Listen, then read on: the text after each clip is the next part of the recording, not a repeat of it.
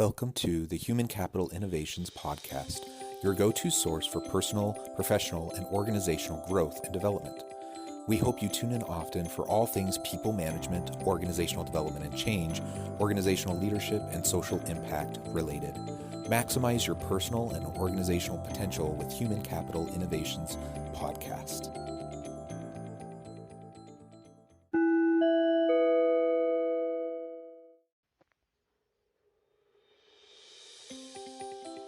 Welcome to the Human Capital Innovations Podcast. In this HCI podcast episode, I talk with Mikel Jimenez and Brian Bernard from Holland and Hart Employment Law about internal implementation of workplace diversity, equity, and inclusion initiatives.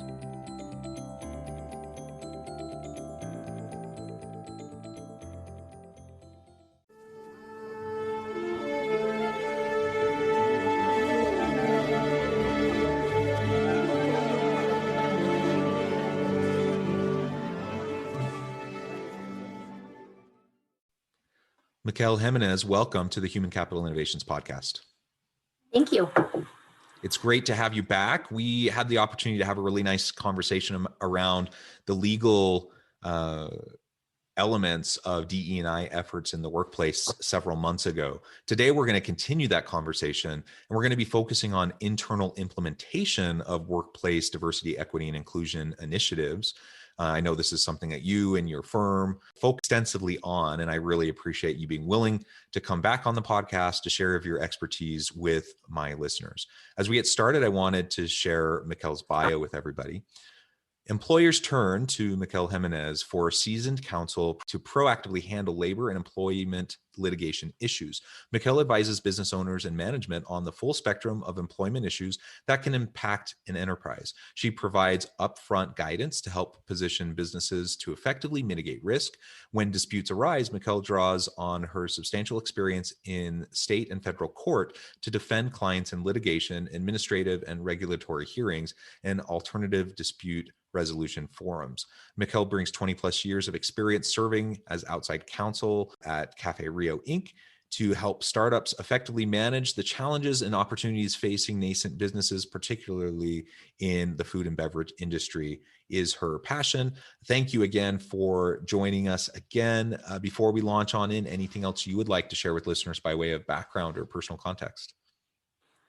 Well, I would just like to say thanks for having me back. It is great to be able to have these conversations in this forum. This is really important work. And I can tell you in my practice that in the last year, and I think we may have discussed this last time we spoke, I've probably seen more investigations, internal and external employment investigations occurring.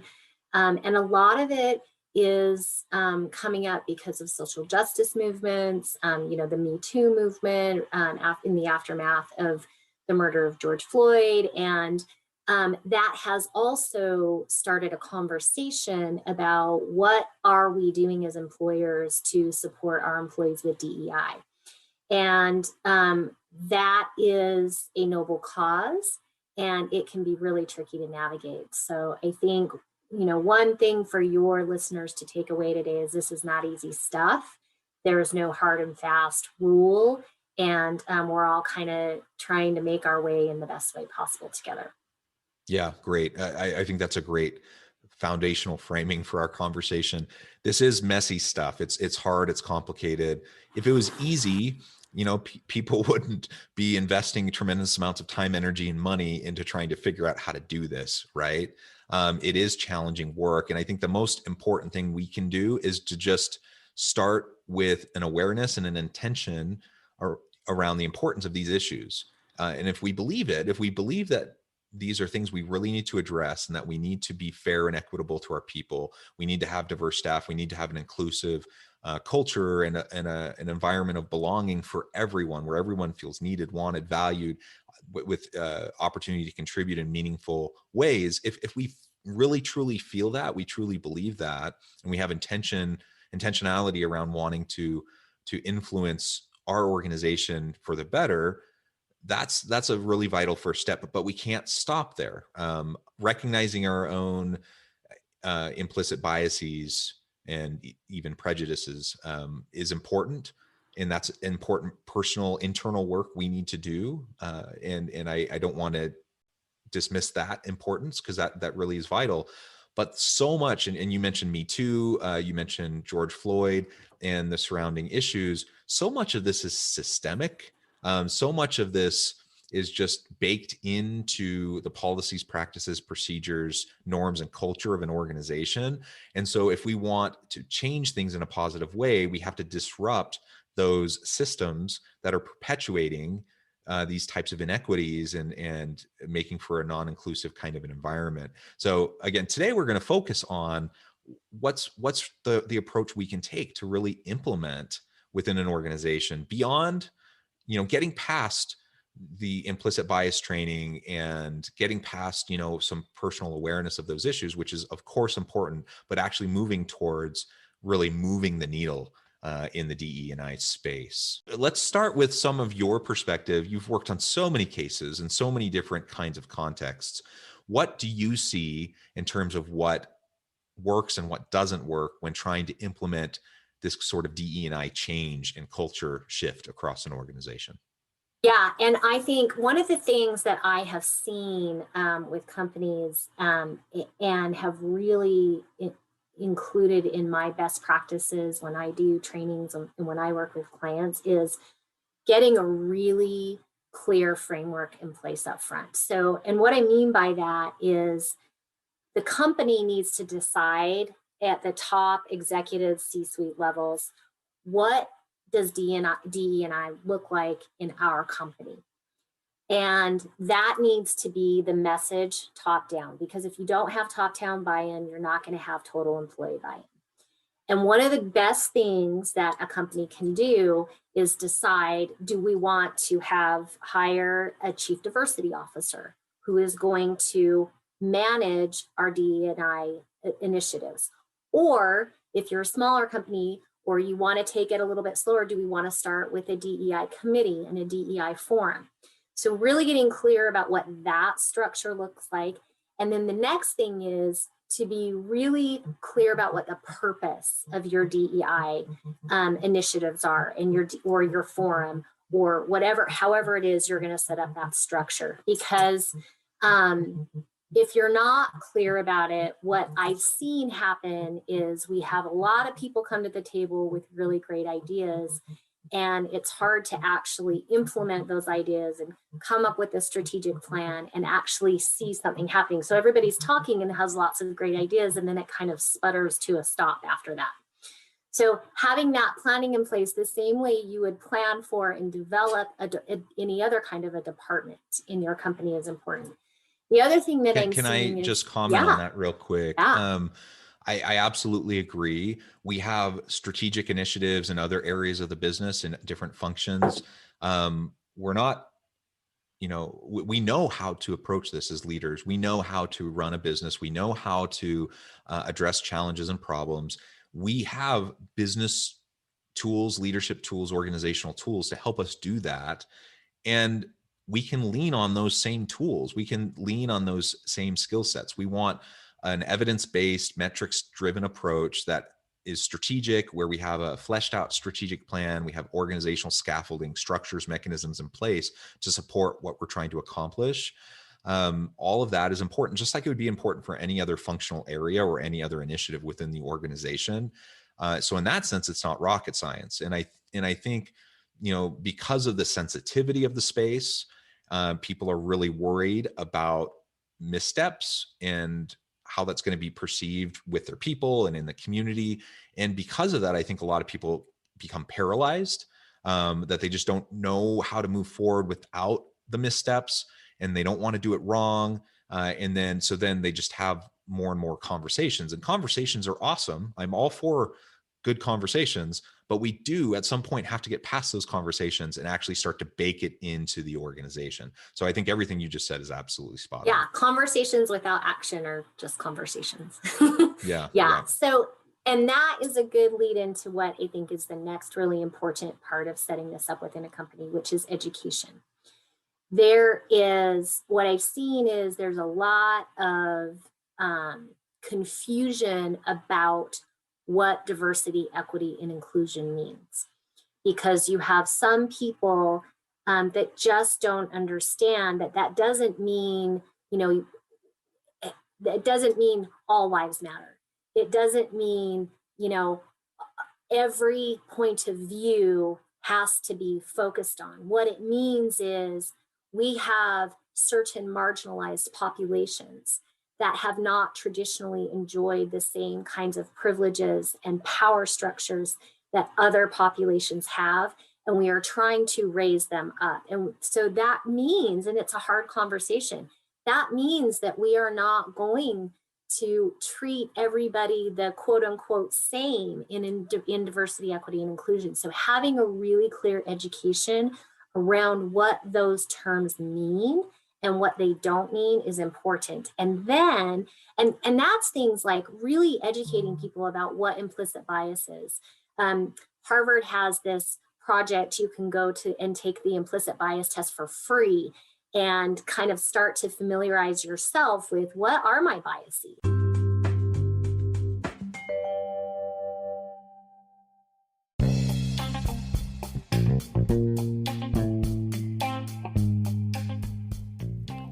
I'm excited to announce the publication of my new book from HCI Press, The Alchemy of Truly Remarkable Leadership: Ordinary, Everyday Actions that Produce Extraordinary Results.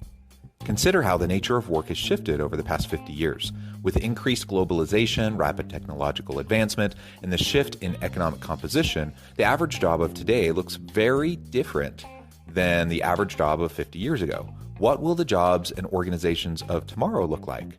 Moreover, what does this all mean for organizational leaders? What are the core competencies and capabilities of organizations and their leadership that are prepared for continued disruption and geopolitical and socioeconomic shifts? Regardless of what the future holds, increasingly, leaders need to be socially minded, data-driven, decisive, champions of talent, and disruptors of the traditional notions of leadership, teams, organizations, and work. The Alchemy of Truly Remarkable Leadership will help you to explore your own leadership competencies and capabilities and consider ways to apply and implement them into your workplace and personal life.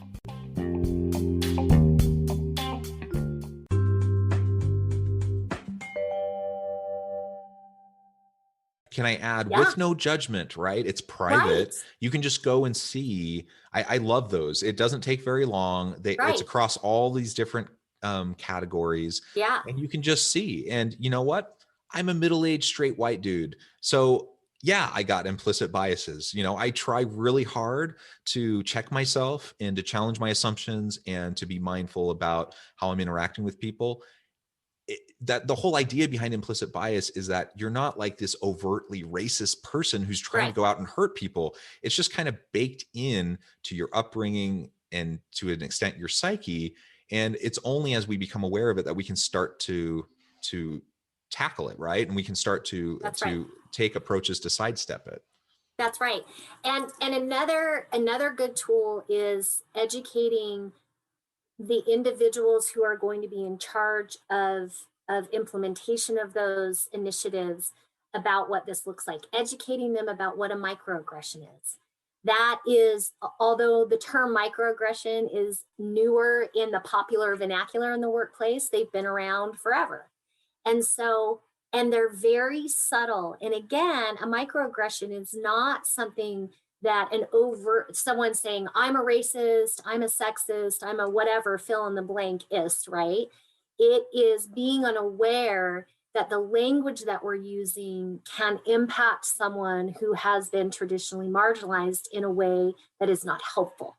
And so arming individuals with that language, arming individuals with that knowledge. And then the third thing I think is really important is setting up a framework for discussions, because there are always going to be hard discussions.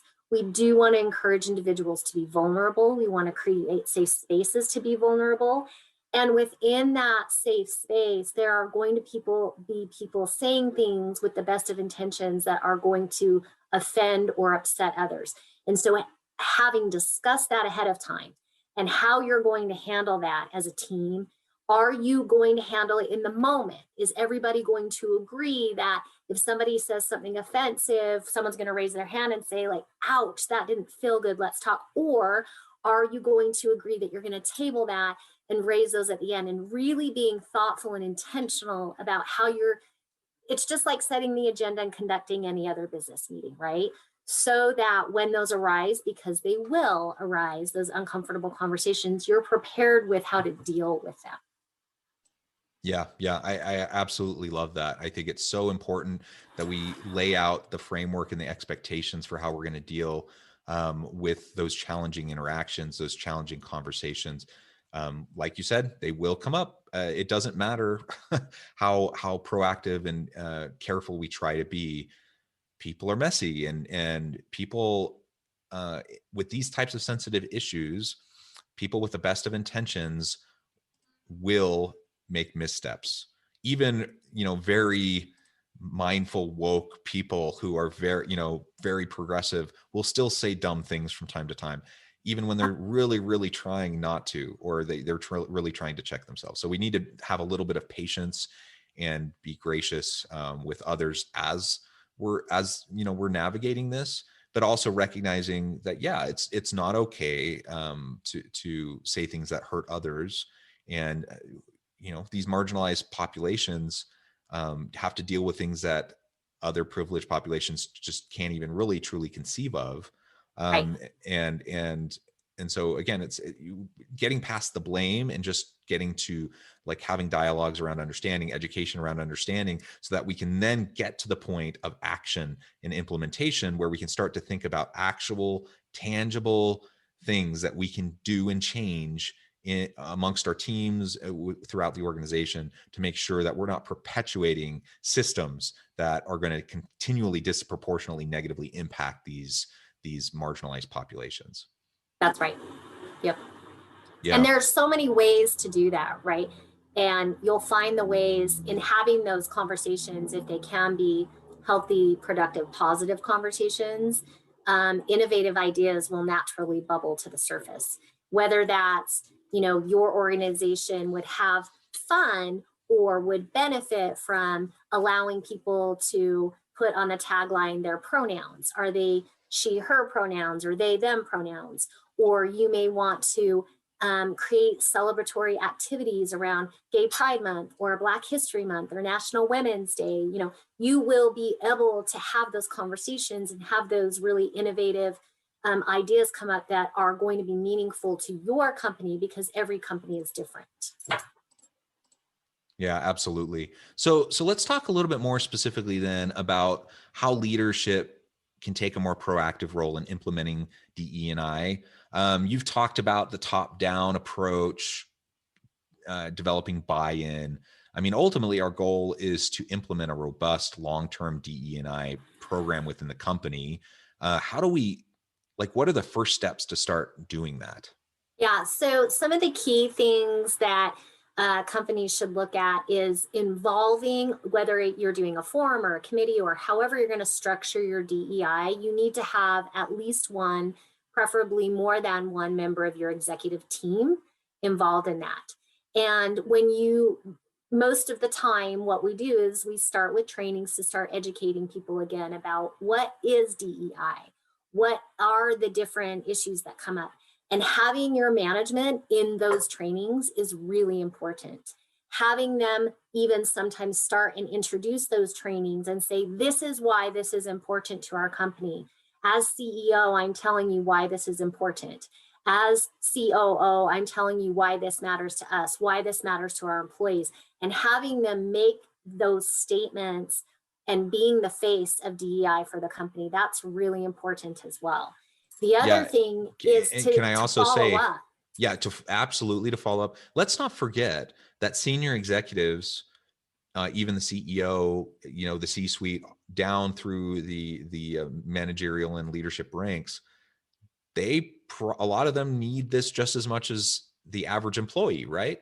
And so when not only by having them involved, are they signaling that they think it's important, that they're buying into it, that it's a strategic direction the organization is planning to go. It's going to be an expectation for everyone throughout the organization to develop in this area, they're signaling that through their participation, through their direct involvement and being the face of it, like you said. They're also going to benefit from being a part of it. And, unfortunately, I've seen too many organizations where you have a chief diversity officer, or maybe it's happening in HR, or like you said, even in smaller organizations where there's a committee put together, and the executive team says that they believe in it. They say that they sign off on it. They even say things from time to time to indicate that it's important to them. But to your point, where I interrupted you, is that it has to be sustained over time. There has to be continual energy put behind it. You can't just say one time that this is important, in one speech or in an email that goes out to the whole company. It has to be continual. It has to be sustainable. And if not, then inevitably what's going to happen is people's focus is going to shift to other things, and they're not going to feel like it's really all that important. And especially those people who need it the most are not going to, they're going to get the least out of any of these efforts that are happening. Yeah, and I would say, to your point, I often, in our labor and employment group, we often start with a smaller training for the executive team, the C-suites, the managers and supervisors. And we spend a lot of time sometimes focusing on making the business case for DEI. And there is no lack of data out there to support the fact that DEI, diversity, equity, inclusion in the workplace, improves profits. It gives you a competitive edge over over those other businesses in your industry that you compete with that may not have a robust DEI initiative and strategic plan. We talk about the way having a diverse, think tank, if you will, the best ideas, the most innovative ideas, the best solutions actually come up, rather than having a more homogenous team set up. There are so much information about the business case, and this has been studied for years now, long enough that we can see that over and over again that there is real data to support the business case for DEI. And then it's so helpful for management to have a strategic plan.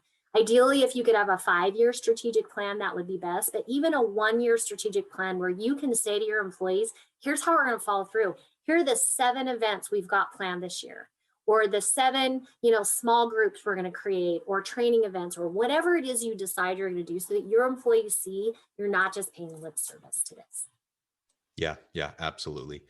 Well, this has been a real pleasure continuing the conversation with you. There's so much more here to unpack. But we're going to have to leave it here for today. Thank you again for joining us. Before we close, I just want to give you a chance to share with listeners how they can get connected with you, find out more about your law firm, and then give us the final word on the topic for today. Okay, so I am with Holland and Hart Law Firm. We have a website. We've got LinkedIn, all the different social medias. Our labor and employment group is very robust, so you can reach anytime. My email address is mjimenez, MJIMENEZ, at hollandhart.com. And I would say, big takeaway for today, don't be afraid of the conversation. And in the immortal words of Brene Brown, be awkward, kind, and brave. Beautiful, beautiful. Well, thank you so much. It's been a real pleasure. I encourage listeners to reach out, get connected, check out the law firm. So many great things happening there. I really appreciate your time. I encourage listeners to get connected. And as always, I hope everyone can stay healthy and safe, that you can find meaning and purpose at work each and every day. And I hope you have a great week.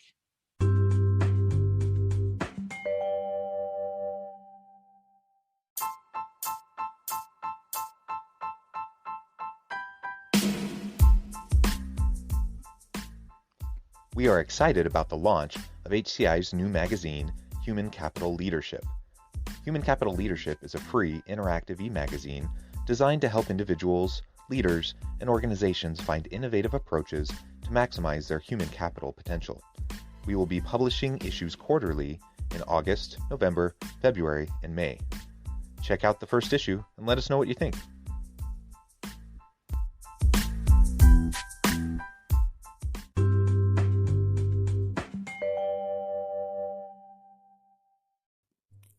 Thanks again for joining us for this episode of the Human Capital Innovations Podcast. I hope you stay healthy and safe and that you have a great week.